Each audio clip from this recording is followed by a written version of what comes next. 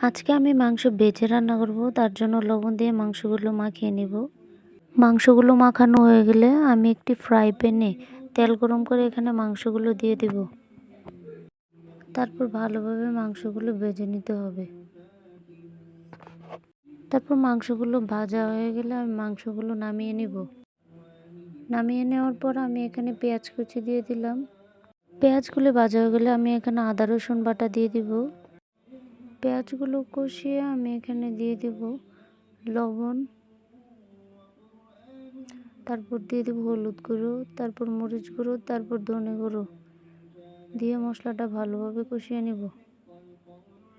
মশলাগুলো কষানো হয়ে গেলে আমি এখানে দিয়ে দেব মাংসটা দিয়ে আমি ভালোভাবে আবারও কষিয়ে নিব। তারপর আমি এখানে ঢাকনা দিয়ে দিচ্ছি।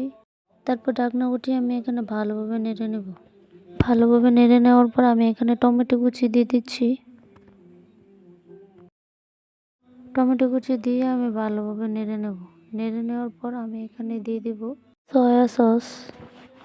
তারপর ভালোভাবে নেড়ে আমি এখানে পানি দিয়ে দেব। তারপর কাঁচামরিচ ধনেপাতা দিয়ে নামিয়ে নেব। এই তো হয়ে গেল মুরগির মাংস। তারপরে ইচ্ছে মতো পরিবেশন করে নেবেন।